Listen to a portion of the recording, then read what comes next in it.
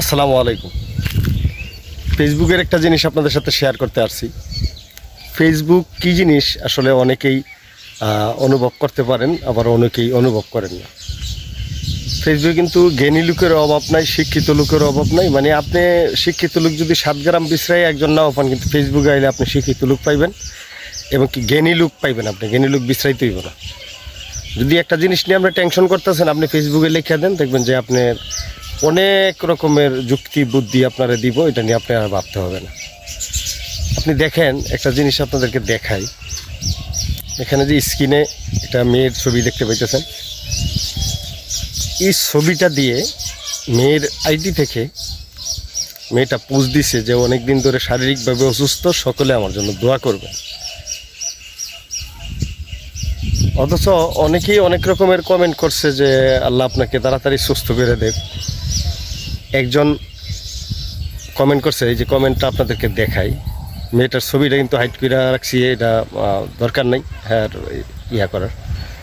অনেকেই আমরা চিনি, অথবা আমার ফ্রেন্ড সার্কেল যারা আছেন ফেসবুকে, তারা কিন্তু আসলে অনেকেই চিনেন, এর জন্য এটা হাইড করে রাখছি। তো কমেন্টটা আপনাদেরকে দেখাই।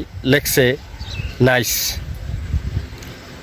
হে লেখলো যে আমি অনেক দিন ধরে অসুস্থ, আমার জন্য দোয়া করবেন। কিন্তু হ্যাঁ কমেন্ট করছে যে নাইস, মানে খুব সুন্দর অথবা ভালো।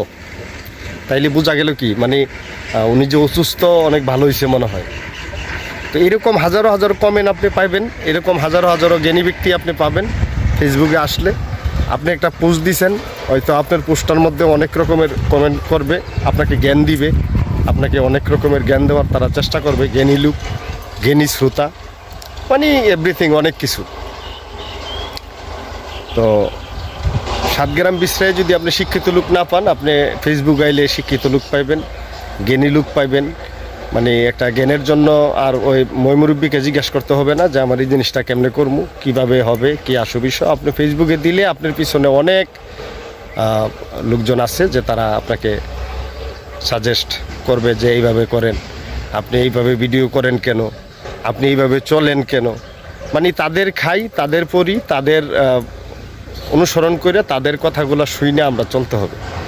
এই হচ্ছে ফেসবুকের আর ইউটিউবের বিষয় আর কি।